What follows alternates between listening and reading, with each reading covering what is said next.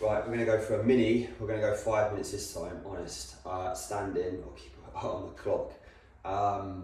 Standing session. So in all seriousness, like being consistent with this stuff is important. I know we have a little bit of flexibility generally during our day, right? But 5 minute session this time through the lower body mainly, okay? So a lot of this stuff probably ain't gonna be mind blowing to you guys, but just to see it, I know can really help people out with regards to integrating this stuff into your day to day. So again, you might be at the standing desk, you just take a step back, you're like, right, I'm gonna give myself 5 minutes to move through some stuff.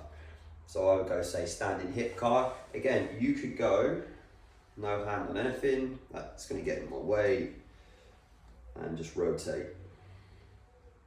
So again, I don't need to cue you guys up on this too much. You can just watch me go through your hip car. Again, your standard hip car, just nice and slowly. Go left side, rotate.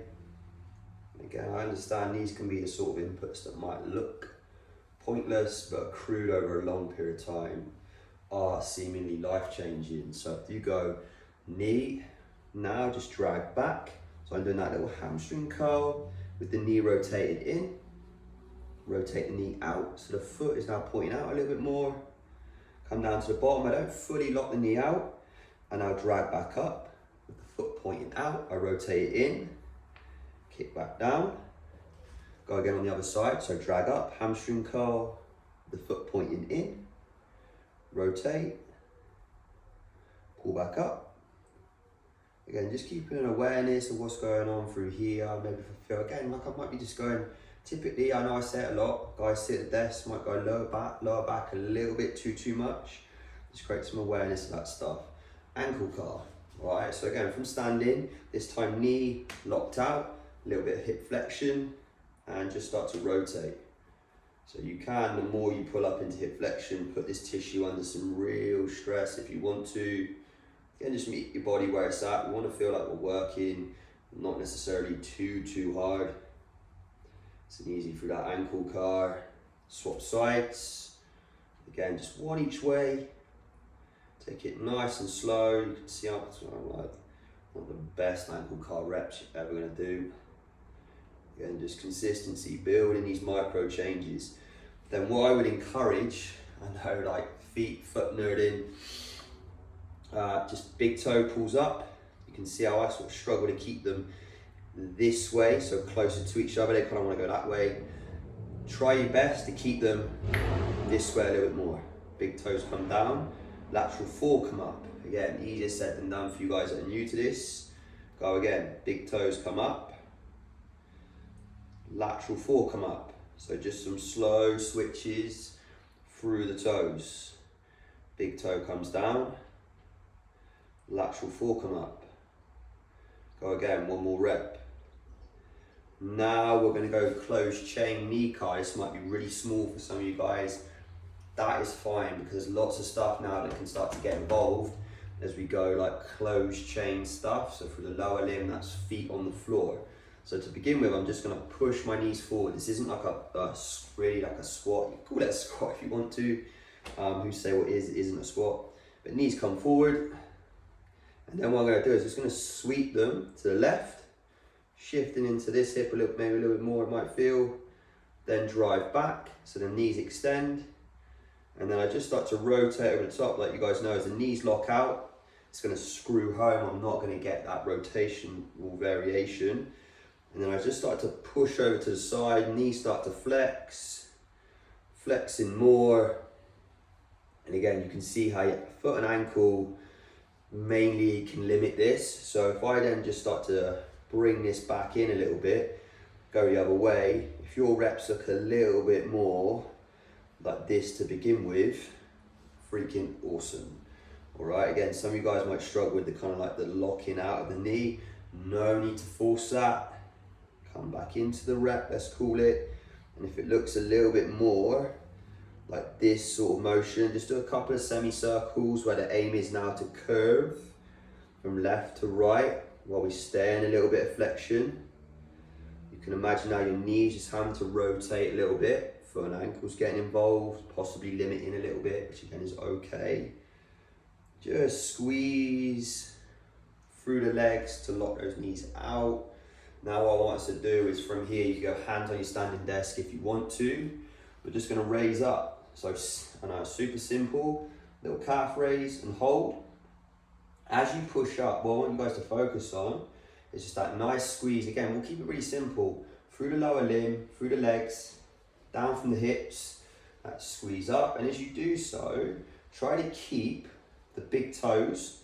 So the first met head, try and keep that sucker inside the foot there on the floor. Try not to let it spin out too much like this, right?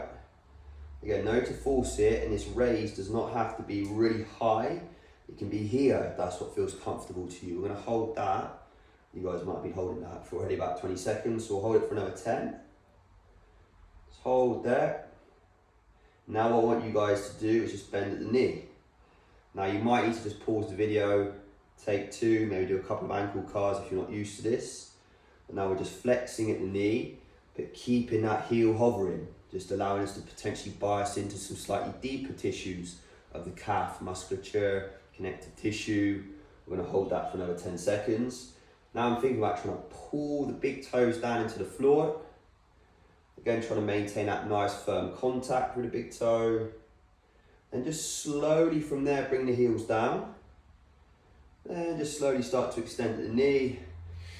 You might just do a couple of just little calf raises, just to work out the kinks a little bit.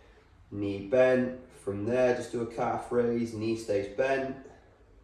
Just a couple of reps, nice and smooth. Perfect. Now we're just gonna go split stance and hold that. Just hold that. Trail leg, foot pulling into the floor. If you want to, you can just start to pull the heel of, hang on, what did I just say? Trail leg, big toe, pulling into the floor. I hope that's what I just said. Heel pulling back on this lead leg. Just slightly, it doesn't have to be all in terms of effort. Just dip a little bit deeper into this if you feel a bit more confident with it. You might just change up, push the foot away from you. Hold that. 2, 1, push back up out the rep. Swap sides. So we're holding for that was a little bit more than, but about 30 seconds-ish. Hold this shape now. So again, I'm dragging the big toe down into the floor. So it might feel like a bit of a push. We could cue it as a pull with the big toe. So I create a little bit of stiffness for the trail leg. And from there then you can just feel that weight just shift maybe a little bit more into the front leg. And just start to try and pull the heel of that front leg down into the floor. Feel a little bit of hamstring come online, just a little bit maybe. Hold there, just dip into it a little bit more for 2, 1, and chill there. Push back up at the rep. To finish, 1 hip car each way, pull up, rotate, come back over the top, down, go again, rotate, drive into the back of the hip, open up, come back down again. What I'd say is also these little breaks, you might do say 2, 3, some of you guys might do 4 or 5 of these. Just throughout the day, if you know you're not going to get maybe another training session in the day, or I know you might get some in alongside this as well. Awesome. Is just to take your eyes to the horizon, to that sort of panoramic view. If you've got a window, whatever it is, even if it's 10 seconds, just take yourself away from that sort of focal vision. So if you get used to this stuff, you don't need the videos anymore, amazing. You can just go out in the garden and do this stuff. You can see the sort of workflow, right? Where it might be a few cars, then into like an isometric, a few more cars, isometric for say another area of the body predominantly is the sort of flow we've aimed at there. I know it's a little bit over 5 minutes, but again, hope this stuff is helping as a guide. So what you could do is obviously just slough it down. So you could do a few cars, 1 set of isometrics, you've got a lovely little 5-minute session. And the more you do this stuff, the more you do your training with me, the more creative we can get with these mini sessions. You'll start to get videos that have got me demoing stuff, that have got like little weights involved and stuff like this. Maybe even some quicker movements as well. All right, but again, it's those micro changes over a long period of time that will allow us to do that and allow that stuff to stick. Cool.